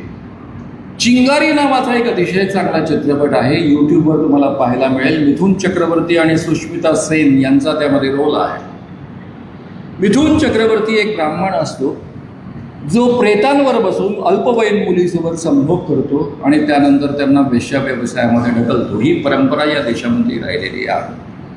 मी तुमच्या पुढ्यामध्ये 2 सिरियलचं नाव घेतलं, आता तिसऱ्या एका चित्रपटाचं नाव घेतो. महाराज त्याचं नाव आहे. नेटफ्लिक्स नावाच्या OTT प्लॅटफॉर्मवर हा चित्रपट उपलब्ध आहे. ही ॲक्च्युअल मुंबईमध्ये घडलेली केस आहे. इंग्रजांच्या काळामध्ये इंग्रजांचं भारतामध्ये शासन असताना एका पत्रकाराने त्याच्या बायकोचा उपभोग त्या बाबाने घेतला, त्याला महाराज म्हणायचे, त्याच्या विरुद्ध त्याने लिहिलं, म्हणून तो महाराज कोर्टात गेला आणि मग कोर्टामध्ये काय झालं आणि कोर्टाचे निर्णय कसे आले या पद्धतीचा तो चित्रपट आहे. आमिर खानच्या मुलाने त्यात हिरोचं काम केलेलं आहे. अतिशय सुंदर चित्रपट आहे. मी तुम्हाला 3 रेफरन्सेस दिले. सगळ्यात महत्त्वाचं आश्रम नावाचे 3 सीझन असणारी सिरियल, चिंगारी नावाचा चित्रपट, आश्रम नावाचा चित्रपट, हे सगळे ऑथेंटिक चित्रपट आहेत. ही या देशामधली परंपरा राहिलेली आहे. मित्रांनो, हे अपवाद नाही. हजारो वर्षापासून या देशामध्ये हे सुरू आहे आणि हे बिनबोबाट चालत होतं. माझी चळवळ जर निर्माण झाली नसती तर कदाचित हे अतिशय बिनबोबाट असं चालू राहिलं असतं. यावर आपण चर्चाही केली नसती. हे असं का घडतं? सगळ्यात पहिले तुमच्या माझ्यावर लहानपणापासून संस्कार केला जातो की माणूस स्वतः देवप्राप्ती करण्याच्या प्रयत्नामध्ये त्याला सिद्धी प्राप्त होते. पुढे जर त्याची तपश्चर्या तशी सुरू राहिली तर तो स्वतःच देव बनतो आणि तो स्वतः देवत्वाला पोचतो. किंवा काही माणसांवर देवाची विशेष कृपा होते किंवा काही माणसांमध्ये देव अवतरित होतो. त्याला सिद्धी प्राप्त झाली असेल, देव अवतरित झाला असेल, देव प्रसन्न असेल किंवा स्वतःच तो देव बनला असेल, अशा सगळ्या माणसांमध्ये 3 प्रकारच्या गोष्टी त्याला प्राप्त होतात. एक म्हणजे सगळ्या प्रकारचं चमत्कार करण्याचं सामर्थ्य प्राप्त होतं. लोकांचं भूत भविष्य वर्तमान त्याला आपोआप कळतं आणि जगातले कोणतेही रोग दुरुस्त करण्याचं सामर्थ्य येतं. आणि तुम्हाला जर आपल्या जीवनामध्ये मोक्ष प्राप्त करायचा असेल, हा संसाराचा भवसागर तरुण जायचा असेल, तर आपल्याला गुरु करणं अपरिहार्य असतं. आणि गुरु केल्यानंतर गुरुला आपलं तनमन धर्म अर्पण करावं लागतं, त्याच्यावर अढळ श्रद्धा ठेवावी लागते. एकदा या गुरुवर श्रद्धा ठेवली की वाटेल ते झालं तरी ही श्रद्धा ढळता कामा नये. त्याकरता आपल्याला चिलया बाळाचं उदाहरण दिलं जातं की तो कुंभार जेव्हा माती तुडवत होता, देवाचं नामस्मरण करत होता, तेव्हा त्याचा मुलगा लहानसं मूल रांगत रांगत आलं, ते चिखलात त्याच्या हातून तुडवल्या गेलं, पायांनी तुडवल्या गेलं, ते मेलं. अशा पद्धतीची अढळ आपली श्रद्धा पाहिजे. तरी त्याच्या तपश्चर्येमध्ये, त्याच्या नामस्मरणामध्ये कुठेही खंड पडला नव्हता. मूल मेलं तरी तो तुडवत राहिला, मुलाला मारून टाकलं पण मात्र तो नामस्मरण करत राहिला. या पद्धतीनं श्रद्धा आपल्या डोक्यात घातली. ज्याच्यावर श्रद्धा ठेवायची त्याला आपण श्रेष्ठ मानायचं, त्याचं शब्द प्रामाण्य मानायचं, त्याच्याबद्दल शंका घ्यायची नाही, चिकित्सा करायची नाही. मी जेव्हा नुकतंच अंधश्रद्धा निर्मूलनाच्या विषयाबाबत जागरूक झालो होतो, 100% बुद्धिप्रामाण्यवादी बनलो होतो आणि मी पुण्यामध्ये किर्लोस्कर प्रेसमध्ये काम करत होतो, त्या काळामध्ये नागपूरच्या ज्येष्ठ नागरिक मंडळानं माझं एक व्याख्यान आयोजित केलं होतं. हे ज्येष्ठ नागरिक मंडळ अतिशय मोठं आहे. त्यामध्ये फार मोठमोठे प्राध्यापक, डॉक्टर, वकील, न्यायमूर्ती अशी मंडळी असायची. माझ्या या कार्यक्रमाचे अध्यक्ष एक अतिशय मोठे नागपुरातले वकील होते. माझं जेव्हा भाषण झालं तेव्हा ते मला असं म्हणाले त्या अध्यक्षीय भाषणामध्ये की श्याम, तू हे काम जर 10 वर्षापूर्वी सुरू केलं असतंस तर माझ्या मित्राची वाताहत झाली नसती. त्यांचा मित्र कोण? नागपूर विद्यापीठाचा कुलगुरू आणि ॲक्टिंग जज हायकोर्टमधला. नाव तुम्हाला सहज कळवू शकेल कारण फार कमी ॲक्टिंग जजेस नागपूर विद्यापीठाचे कुलगुरू राहिलेले आहेत. त्यांनी सांगितलेला किस्सा मी फक्त तुमच्यापर्यंत पोहोचतो. त्या काळी आपल्या नागपूरमध्ये लांबे महाराज नावाचा एक बाबा होता. या न्यायमूर्तींच्या पत्नी अतिशय सुंदर देखण्या होत्या. वकील मित्रांना शंका आली म्हणून त्यांनी आपल्या मित्राला जागृत करण्याचा प्रयत्न केला. त्यावर हे न्यायमूर्ती त्यांच्यावर चिडले. ते म्हणाले की काय हे, प्रत्यक्ष भगवान कृष्णाचा अवतार आहे लांबे महाराज म्हणजे, आणि त्यांच्याबद्दल तुम्ही असं बोलता. वकील मित्रांच्या लक्षात आलं की न्यायमूर्तींना पुरावे पाहण्याची सवय झालेली आहे, आणि म्हणून लांबे महाराज आणि त्यांच्या पत्नी कॉम्प्रोमाइजिंग पोझिशनमध्ये असताना त्यांना नेऊन दाखवलं. त्यावेळेस नेमका त्यांच्याकडे नागपूर विद्यापीठाचा चार्ज होता. नागपूर विद्यापीठ त्यावेळेस अतिशय मोठं होतं, 11 जिल्ह्यांचं विद्यापीठ होतं. अमरावती विद्यापीठ निर्माण व्हायचं होतं. काय केलं असेल न्यायमूर्तीने? ऍक्टिंग जज होते हायकोर्टाचे. पोलिसांना फोन केला असेल, बाबाला अटक झाली असेल. नाही, उलट हे विचारायला गेले लांबे महाराज हा काय प्रकार. लांबे महाराज म्हणाले, बरं झालं शिष्या तू आलास. अरे तू केवढा भाग्यवान, तुला माहित आहे तुझी पत्नी कोण? ज्या काळामध्ये मी भगवान कृष्णाचा अवतार घेतला होता त्यावेळेस माझी सगळ्यात आवडती राधा ही तुझी पत्नी. इतके वर्ष तुझी पत्नी म्हणून जगली. आपल्या श्रद्धेचं रूपांतर किंवा अंधश्रद्धेमध्ये होतं हे त्या माणसाला कळत नाही. मला माहित आहे की आपण विश्वास ठेवल्याशिवाय एक दुसऱ्यासोबत जगू शकत नाही. मला खात्री आहे की तुम्ही शांतपणे ऐकून घ्याल. तुम्हाला खात्री आहे की मानव कितीही कडक बोलले तरी दगड फेकून मारणार नाही. म्हणून आपण या ठिकाणी एकत्र जमू.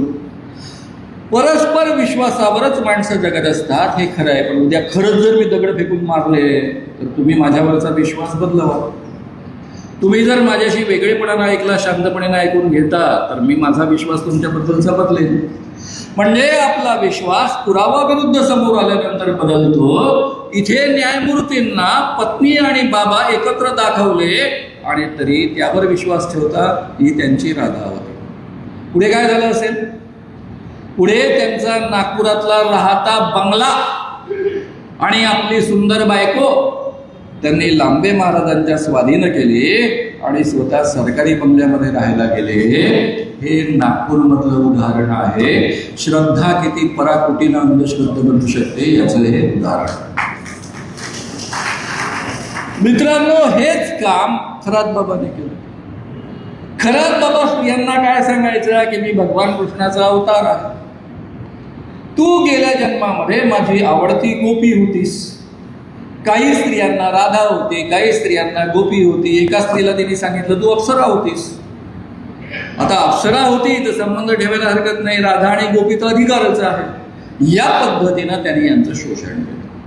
म्हणूनच आपल्या जादूटोणाविरोधी कायद्यामध्ये आपण कलम तयार करताना अनुसूचीमधलं 11वं कलम केलेलं आहे की एखादी व्यक्ती माझ्यामध्ये भगवान कृष्णाचा मी अवतार आहे, तू गेल्या जन्मी राधा होती, मी शंकराचा अवतार आहे, तू गेल्या जन्मामध्ये पार्वती होती, किंवा माझ्यामध्ये विशेष शक्ती आहे म्हणून जर लैंगिक संबंध ठेवत असेल तर तिची संमती असो किंवा नसो तो कायद्याने गुन्हा ठरवलेला आहे आणि मिनिमम शिक्षा 6 महिन्यापासून 7 वर्ष कारावासाची आहे.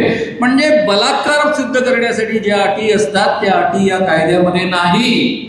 त्यांनी स्वतःला विशेष शक्ती आहे असा आभास निर्माण केला आणि लैंगिक संबंध ठेवले की हा कायदा लागू आणि म्हणून खरात या कायद्याखाली अडकलेला आहे.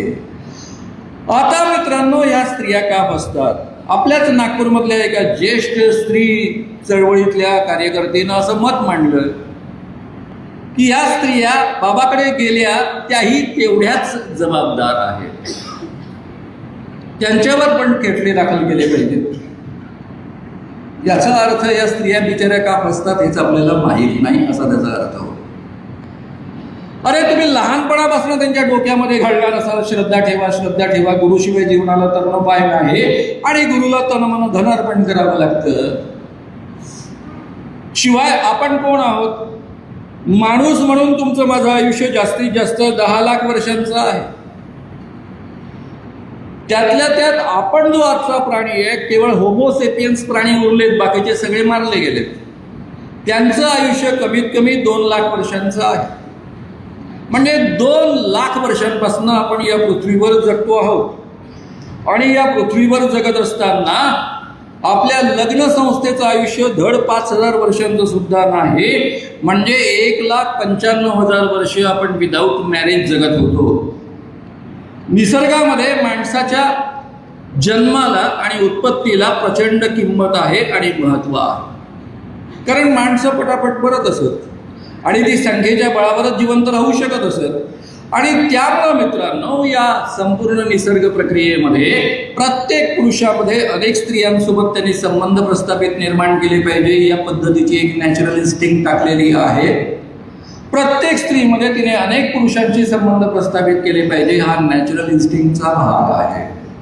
नेचरनी हे तुमच्या माझ्याकरता निर्माण केलेलं आहे. लग्न संस्था आपण निर्माण केलेली आहे, आपण ती राबवण्याचा प्रयत्न करतो आहे आणि ती राबवण्याच्या प्रक्रियेमध्ये आपण नैतिक मूल्य लोकांपर्यंत पोहोचवतो की लग्नाच्या आधी कुणाशी संबंध येता कामा नये, लग्न झाल्यावर केवळ पतीसोबत संबंध असला पाहिजे, नाही तर हे पाप आहे, चुकीचं आहे, अनैतिक आहे. पण मूळ इन्स्टिंक्ट काय आहे? अनेकांशी संबंध प्रस्थापित करण्याचे. बाबांना काय करावं लागतं? हे जे आहे गिल्ट आहे की मी इतर पुरुषांशी संबंध ठेवणं चुकीचं आहे, पाप आहे, एवढं फक्त दूर करतात, बाकी काय. तो सुंदरदास महाराज सांगतो की 10व्या मार्गाने केवळ तुम्हाला मोक्ष नाही मिळत, तुमच्या पतीला मिळतो, नवऱ्याला पण मोक्ष, भावाला पण मोक्ष, बापाला पण मोक्ष. हा महाराज काय सांगतो? खरात महाराज तो असं सांगतो की तुम्ही जर शुद्धीकरण करून घेतलं तर तुमच्या फॅमिलीचं भलं होईल, तुमचं स्वतःचं वैयक्तिक तर भलं होईलच होईल, पण फॅमिलीची भरभराट होईल, आर्थिक भरभराट होईल, नवऱ्याचं भलं होईल, नवरा जिवंत राहील, तो मरणार नाही. आणि या पद्धतीनं एका बाजूनं त्यांचा गिळ दूर करतो, दुसऱ्या बाजूनं त्यांना लालूच दाखवतो, आकर्षण निर्माण करतो फायदा मिळण्याचं, आणि मग या स्त्रियांचं शोषण करतो. या स्त्रियांना आपण लहानपणापासून आणि पुरुषांना सुद्धा लहानपणापासून काय शिकवलं असतं? बिलकुल तर्क करायचं नाही. जी माणसं तर्क करतात, प्रश्न विचारतात, तर्कट करतात, त्यांना कधीही धर्मामध्ये मोक्ष प्राप्त होत नाही. जी माणसं गुरुवर अडळ श्रद्धा ठेवतात, कधी शंका घेत नाही, चिकित्सा करत नाही, त्या माणसांनाच मोक्ष प्राप्त होतो. लहानपणापासून जसं शरद पाटलांनी मला सांगितलं त्या पद्धतीनं की तर्क करण्यासाठी, विचार करण्यासाठी आपल्याला त्यापासून परावृत्त केलं जातं आणि अखेर डोळे बंद करून विश्वास ठेवण्यासाठी प्रवृत्त केलं जातं. त्या प्रक्रियेचा हा अविभाज्य भाग आहे. त्यामुळे मित्रांनो, एवढ्या मोठ्या प्रमाणावर या शोषणाला बळी पडलेल्या स्त्रिया आहेत, त्या जबाबदार नाही. आपल्या समाजानं त्यांच्यावर, तुमच्या माझ्यावर केलेले संस्कार त्याला जबाबदार आहे. हे नीटपणे आपण समजून घ्या. त्या केवळ त्या शोषणाच्या प्रक्रियेच्या बळी ठरल्या कारण तुम्ही त्यांची मानसिकता तशी तयार करून ठेवली. तुम्ही ऑलरेडी ग्राउंड तयार करून ठेवलेला आहे, त्याचा फायदा फक्त बाबा लोक उचलत आहेत आणि त्याला त्या स्त्रिया बळी पडत आहेत. आणि म्हणूनच मित्रांनो, याला उतारा म्हणून आपण जादूटोणा विरोधी कायदा निर्माण केला. जादूटोणा विरोधी कायदा निर्माण केल्यानंतर त्याचा प्रचार प्रसार करून लोकांमध्ये जागृती निर्माण करणं आणि त्यांना यापासून प्रवृत्त करणं, त्यांच्यामध्ये वैज्ञानिक दृष्टिकोन रुजवणं, अशी प्रक्रिया आपण अतिशय मोठ्या प्रमाणावर सुरू केली. नाशिकमध्ये जसं अशोक खरात प्रकार उघडकीस आलं, त्याच पद्धतीने एक कॉर्पोरेट जिहाद नावाचा प्रकारही उघडकीस आला. TCS मध्ये लैंगिक शोषण केलं जायचं स्त्रियांचं, काही धार्मिक धर्मांतरांचा प्रयत्न झाला. अशोक खरात प्रकरणामुळेच याही प्रकरणाला उजाळा मिळाला. एप्रिलमध्ये त्यामध्ये 9 जवळपास FIR दाखल झाले. त्यापैकी 9 आरोपींना अटक झालेली आहे. 6 आरोपींना आधी अटक झाली होती. त्यामध्ये मेजॉरिटी जरी मुस्लिम पुरुष असले तरी त्यामध्ये अश्विनी चेनानी नावाची जी मॅनेजर आहे, तिथली HR मॅनेजर जिला म्हणतात, ती हिंदू राहिलेली आहे आणि त्याही माध्यमातून शोषण झालेलं आहे असं मानलं जातं. आता कॉर्पोरेट शोषण, बाकीचे या पद्धतीचं शोषण हा तर आपल्या समाजातलं चित्र आहेच आहे. तो एक वेगळा विषय म्हणून त्यावर मी जास्त भर देणार.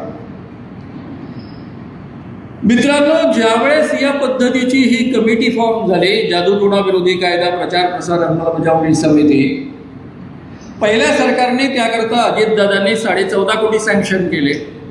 मी त्यांना एवढंच म्हटलं की सर, जर तुम्ही मला 5 वर्ष संधी दिली तर मी अख्खा महाराष्ट्र बदलवून दाखवतो आणि 10 वर्ष जर या पद्धतीनं सरकारच्या माध्यमातून काम करण्याची संधी मिळाली तर संपूर्ण महाराष्ट्र बदललेला असेल असं चित्र तुम्हाला दिसेल की या महाराष्ट्रामध्ये एकही बळी अंधश्रद्धेपोटी जाणार नाही, मोठ्या प्रमाणावर लोकांचं शोषण होणार नाही, छुटपुट अंधश्रद्धा राहतील, या पद्धतीचं वातावरण आपण तयार करू.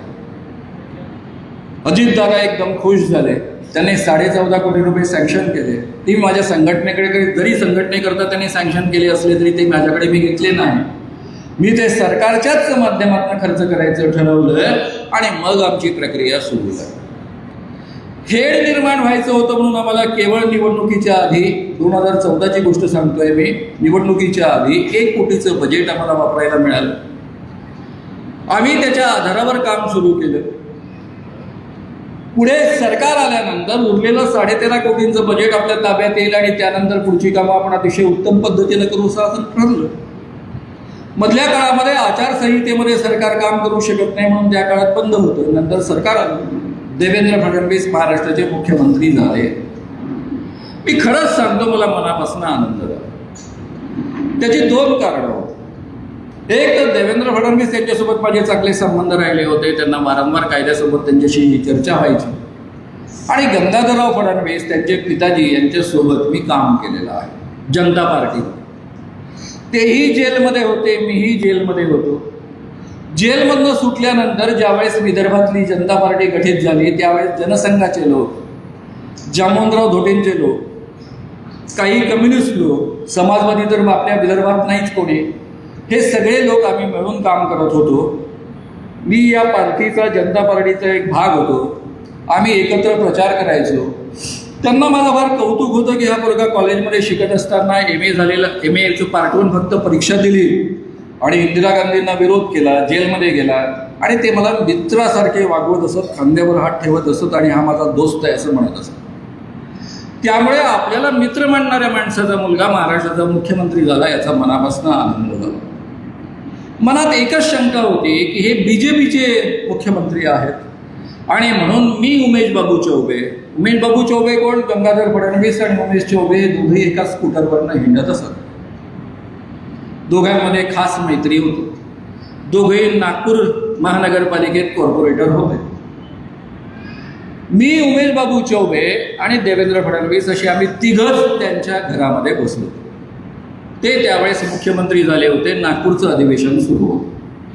मी त्यांना ही सगळी कागदपत्र दाखवली. त्यांना सांगितलं की या पद्धतीची कमिटी फॉर्म झालेली आहे, काम सुरू झालेलं आहे, बाकीचं काम सुरू आहे, ते बजेट ऑलरेडी सँक्शन झालेलं आहे, ते वापरलं जातं आहे. पण 13.5 कोटीचं बजेट अजून तुमच्याकडनं यायचं आहे. पण पहिला प्रश्न माझा असा आहे की मला माहिती आहे तुम्ही कायद्याला संमती दिली आणि म्हणूनच हा कायदा संमत होऊ शकला शिवसेना आणि BJPनं संमती दिल्यामुळं. त्यामुळे तुमचा कायद्याला पाठिंबा आहे. पण शेवटी तुम्ही BJPचे मुख्यमंत्री आहात, त्यामुळे हे काम आपल्याला अतिशय ताकदीनं करता येईल काय? त्यावर त्यांनी काय उत्तर दिलं मला आणि उमेश बाबूंना? ते म्हणाले की आपल्याला अतिशय उत्तम काम करता येईल, तुमच्या मनातला किंतु परंतु तुम्ही काढून टाका, आपण अतिशय चांगलं काम करू. मी 13.5 कोटी तर नाही सँक्शन करत, पण 10 कोटी सँक्शन करतो. म्हटलं प्रत्यक्षामध्ये आता 4 महिने उरलेले आहेत या आर्थिक वर्षाला. या 4 महिन्यामध्ये तो 10 कोटी खर्च करणं शक्य नाही आहे. 2 कोटी जास्तीत जास्त आम्ही वापरू, पण बजेट मात्र तुम्ही 10 कोटीचं सँक्शन करा, कारण पुढचं बजेट मग मोठं आपल्याला मिळतं. ते म्हणाले तुम्ही सुधीर भाऊंना भेटून घ्या, ते अर्थमंत्री आहेत. सुधीर भाऊ माझे मित्र आहेत. जर्नलिझममध्ये आम्ही दोघे एकत्र होतो आणि त्यावेळेस सुधीर भाऊंना मी भेटलो. सुधीर भाऊ म्हणाले माझा काही मुद्दाच नाही, मी तुमच्यासोबत आहेच आहे. 10 कोटीचं बजेट सहज सँक्शन होईल तेव्हा मुख्यमंत्री म्हणतायत तेव्हा. देवेंद्र फडणवीस महाराष्ट्राचे मुख्यमंत्री आणि गृहमंत्री असताना 42 पोलीस ट्रेनिंग थ्रूआउट महाराष्ट्र झालेले आहेत. त्यांच्या आधी फक्त 5 झालेले आहेत. त्यानंतर महाराष्ट्रामधल्या 22 जिल्ह्यांमधले कार्यक्रम मुख्यमंत्री असताना झालेले आहेत. फक्त आधीच्या बजेटच्या आधारावर ते झालेले आहेत, जुन्या सरकारने सँक्शन केलेल्या बजेटच्या आधारावर. 200 वक्त्यांची 3 प्रशिक्षण शिबिरं झाली. त्यामधून आम्ही 200 वक्ते ट्रेन केले. 400 शाळा कॉलेजेसमध्ये या वक्त्यांच्या माध्यमातून कार्यक्रम घेतले. हे सगळं काम आम्ही 1 कोटीमध्ये पूर्ण केलं. हे काम झाल्यानंतर मी 3 वर्ष मंत्रालयाच्या चक्रा मारतो. माझा पोटापाण्याचा व्यवसाय, पर्सनॅलिटी डेव्हलपमेंटचे वर्कशॉप चालवणं, ते मला पूर्ण 100% बंद ठेवावे लागले. 2013 कायदा करायचा आहे म्हणून बंद ठेवावे लागले. 14-15 पासून मी ते 3 वर्ष बंद यासाठी ठेवले कारण 6-6 महिने आधी हॉल बुक करावे लागतात. हॉलची भाडी प्रचंड असतात आणि तो पैसा वाया जाऊ नये ऐन वेळेवर आपल्याला काम करण्यासाठी म्हणून मी तो पूर्ण व्यवसाय बंद ठेवला. सरकारकडे खेटे मारत राहिलो. 3 वर्ष मी सारख्या चक्रा मारतोय असं पाहिल्यानंतर माझ्या काही मित्रांना खूप वाईट वाटायचं. जे नागपूर जिल्ह्याचे BJPचे अध्यक्ष राहिलेले अशा एका डॉक्टर मित्राला वाईट पडायचे होते, माझे C कोर्सचे विद्यार्थी आहेत. ते म्हणाले, सर तुम्ही एवढ्या चक्रा मारता, फार वाईट वाटतं. आमच्या सरकारने खरं म्हणजे तुमचं काम उत्तम पद्धतीनं करायला पाहिजे. आमची प्रतिमा उजळेल त्यामधनं, आम्हाला लोक अंधश्रद्धा म्हणतात. जरा मी कानोसा घेतला तर ते माझ्या जवळच्या इतरांना माहीत नव्हतं. यांनी सांगून टाकलं का आम्हाला काम करायचं नाही. ते आले आणि 3 वर्षानंतर मला असं म्हणाले की सर यांना काम करायचं नाही, जादूटोणा विरोधी कायदा राबवायचा नाही, त्याचा प्रचार प्रसार तर मुळीच करायचा नाही आणि त्यामुळे तुम्ही वेळ वाया घालवू नका. त्यानंतर मी मंत्रालयामध्ये जाणं सोडलं, माझं YouTube चॅनल सुरू केलं, त्यामध्ये सगळी मेहनत टाकली. उद्धव ठाकरेंचं सरकार आल्यानंतर माझ्या पुन्हा आशा प्रज्वलित झाल्या. अजितदादा पवार नेहमीच या कामाला अतिशय सक्रिय समर्थन देत आलेले आहे, पाठिंबा देत आलेले आहे. मी त्यांना भेटायला गेलो. त्यांनी इमिजिएट तेव्हाच्या तेव्हा 12 कोटी रुपये सँक्शन केले. 1 एप्रिल 2020 पासून उद्धव ठाकरे यांच्या सरकारच्या अखत्यारीमध्ये हे काम सुरू करायचं ठरलं. GR निघायला आणि बाकी सगळ्या कामाला सुरुवात झाली आणि 24 मार्चला लॉकडाऊन लागू झाला. पुढे 2 वर्ष काम पूर्ण बंद झालं. 2022च्या 1 एप्रिलपासून मग ते जे काही त्यावेळेस 12 कोटी होते त्याचे त्यांनी 22 कोटी केले. मग 22 कोटी बजेटच्या आधारावर 1 मार्च 2022ला आम्ही कामाला सुरुवात केली. काही महत्त्वाची शिबिरं झाली ज्यामध्ये आम्ही वक्ता प्रशिक्षित केले आणि त्यानंतर मित्रांनो आमचे एकनाथजी शिंदे, अंधश्रद्धा शिरोमणी एकनाथजी शिंदे गुवाहाटीला गेले. त्यांनी रेडा बळी दिला आणि त्यामध्ये जादूटोणा विरोधी कायद्याचाही बळी देऊन टाकला.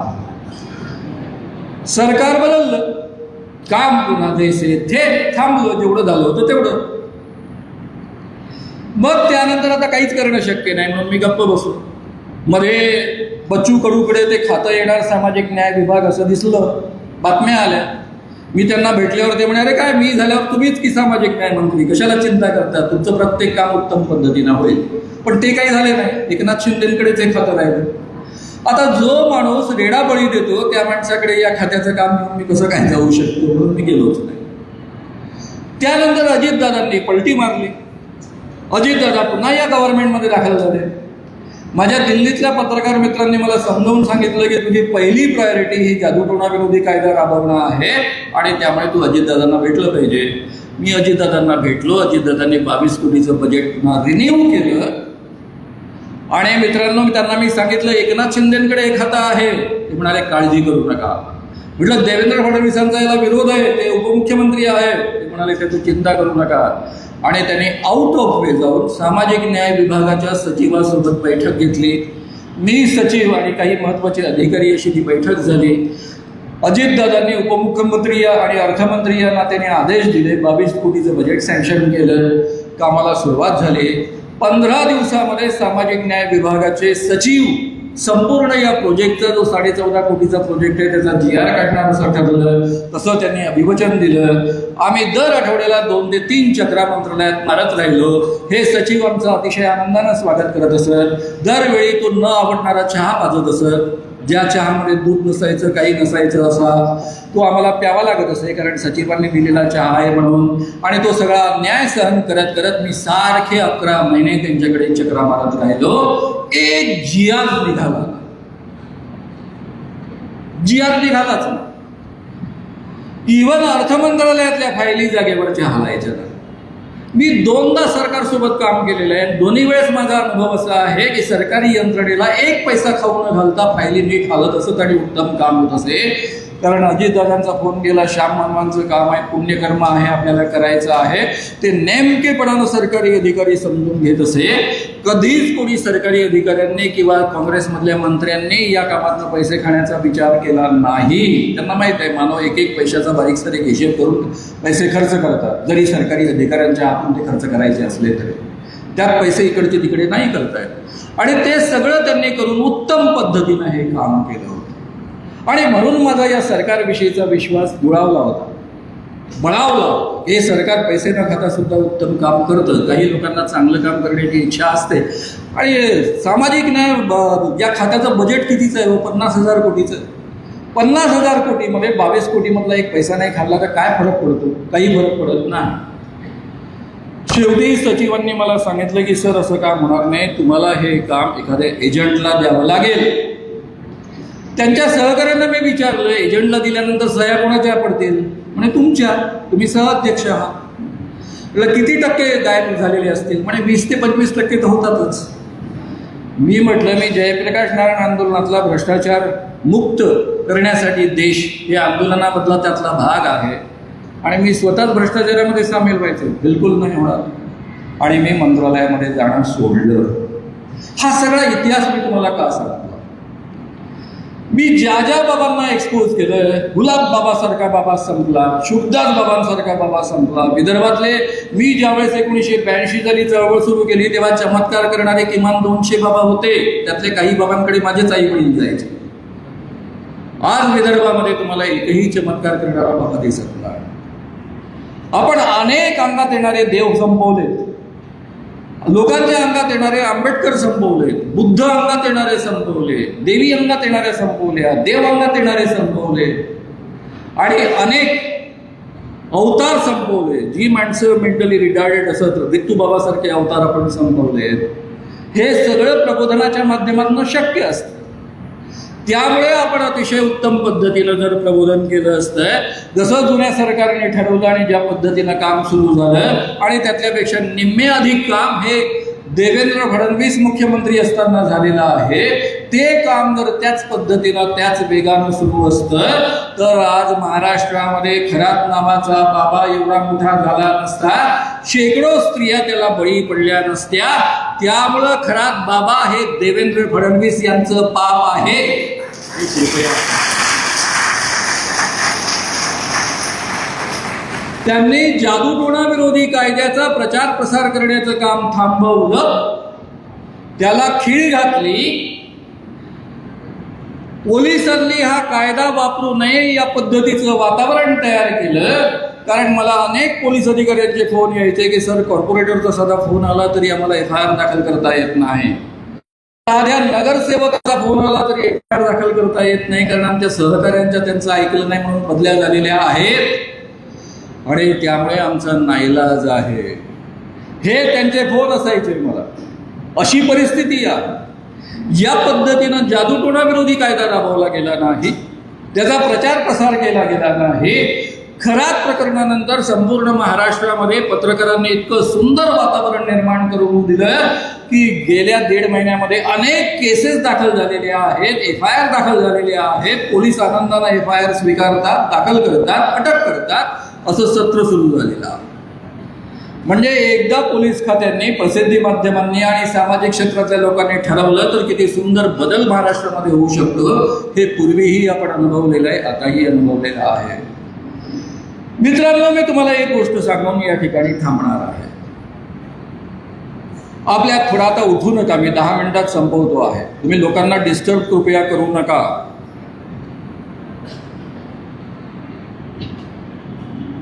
शुभदास महाराजाला मी एक्सपोज केल्यानंतर RSSचे प्रमुख बाळासाहेब देवरस सरसंघचालक यांच्याकडे खूप तक्रारी आल्या.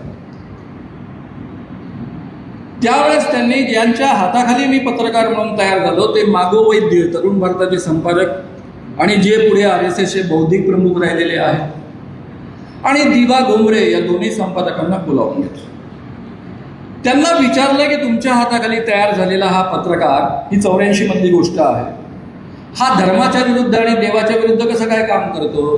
त्यावेळेस त्यांनी समजावून सांगितलं की श्याम मानव देव आणि धर्म याबद्दल बोलत सुद्धा नाही.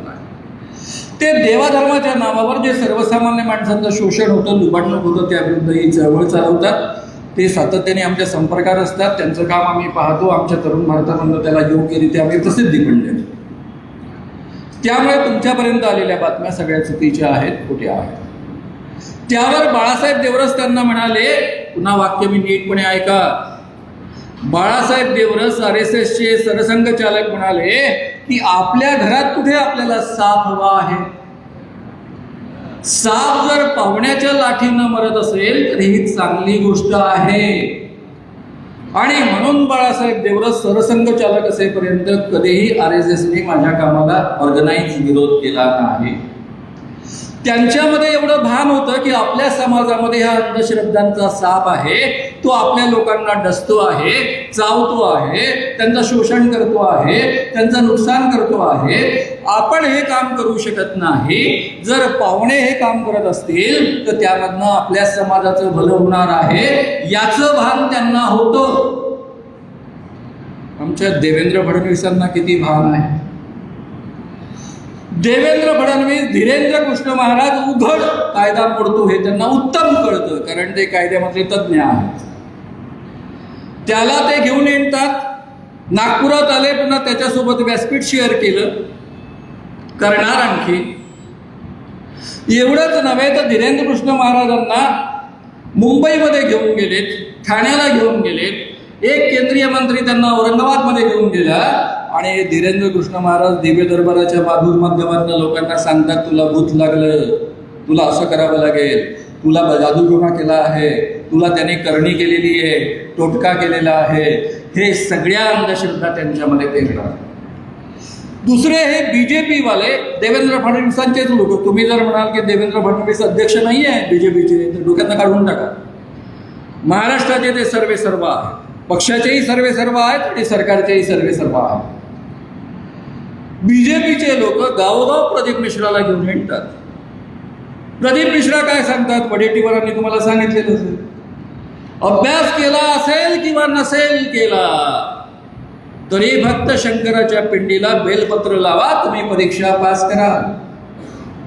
एक लोटा जल टाका, सगळेच्या सगळ्या तुमच्या समस्या सुटतील. हे लोकांमध्ये अंधश्रद्धा पसरवणारे महाराज तुम्ही घेऊन गावोगाव हिंडता, लोकांच्या अंधश्रद्धा वाढवता. हा अंधश्रद्धेचा साप गावोगाव घेऊन हिंडता, त्याला पोसता, त्याला दूध आणि काय काय काय काय पाचता. खरं म्हणजे काय दूध पित नसतो, पण हा साप दूध पितो. अशा सापाला घेऊन हिंडता, अंधश्रद्धा वाढवण्याचं काम करता. हे काम कृपया आता तरी देवेंद्र फडणवीस तुम्ही थांबा. खराब प्रकरणामुळे तुमचे डोळे उघडले असतील असं आम्ही मानतो. कृपया जागे व्हा. लोकांचं शोषण करून, लोकांना शोषण करणाऱ्या बाबांच्या ताब्यामध्ये देऊन त्यांच्या अंधश्रद्धा वाढवूनच फक्त निवडून येतो असं नाही. या सगळ्या बाबांनी कुणाचं शोषण केलंय? यामध्ये एक तरी मुस्लिम स्त्री आहे का? सगळ्याच्या सगळ्या हिंदू स्त्रियांचं शोषण केलंय. तो राम रहीम बाबा असेल, आसाराम बापू असेल, नारायण साई असेल, सुंदरदास महाराज असेल, कृपाळू महाराज असेल किंवा अशोक खरात असेल. या सगळ्यांनी हिंदू स्त्रियांचं शोषण आजपर्यंत केलेलं आहे ना. मग तुम्ही जर हिंदू हिंदू करता आणि हिंदूंना वाचवणं, हिंदूंना वाढवणं, हिंदूंना बलिष्ठ करणं हे तुमचं कर्तव्य असं मानता, तर त्यांना तुम्ही अंधश्रद्धेच्या आहारी जाण्यासाठी वातावरण का मुद्दाम निर्माण करता? वाचवण्यासाठी पुढे का येत नाही? त्यांना या सगळ्या शोषणापासून वाचवण्याकरता हा जादूटोणा विरोधी कायदा जो महाराष्ट्रामध्ये झालेला आहे त्याचा अतिशय प्रभावीपणे प्रचार प्रसार झाला पाहिजे. महाराष्ट्रामधले हिंदू लोक या शोषणापासून वाचले पाहिजे. असे प्रयत्न तुम्ही का करत नाही? हे प्रयत्न केल्यानंतर सुद्धा लोक तुम्हाला निवडून देतात. केवळ फसून आणि लोकांचं नुकसान करूनच निवडून येता येतं असं नाही, तर लोकांचं भलं करून सुद्धा निवडून येता येतं. त्यामुळे या निमित्तानं मी जाहीररित्या एवढंच आवाहन करेल की देवेंद्र फडणवीस आता तरी तुम्ही जागे व्हा. हा अंधश्रद्धेचा साप महाराष्ट्रामध्ये पसरवण्याचं, त्याला पोसण्याचं, त्याला खतपाणी घालण्याचं काम बंद करा. आणि या सापाला तुम्ही महाराष्ट्राचे मुख्यमंत्री आहात, फुले शाहू आंबेडकरांच्या महाराष्ट्राचे मुख्यमंत्री आहात. संत ज्ञानेश्वर, संत तुकारामांपासून गाडगे महाराज, तुकडोजी महाराजांची चालत आलेली वारकरी संप्रदायाची अंधश्रद्धा निर्मूलक परंपरा आहे.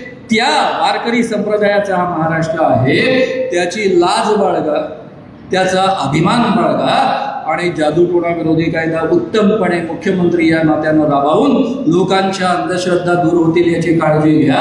आणि पुन्हा खरातसारखे बाबा महाराष्ट्रामध्ये निर्माण होणार नाही याची व्यवस्था करा. तर महाराष्ट्र तुम्हाला डोक्यावर घेईल, नाही तर एक अतिशय मोठा खलनायक म्हणून इतिहास तुम्हाला लक्षात ठेवेल. एवढं आवाहन करून मी या ठिकाणी थांबतो. धन्यवाद.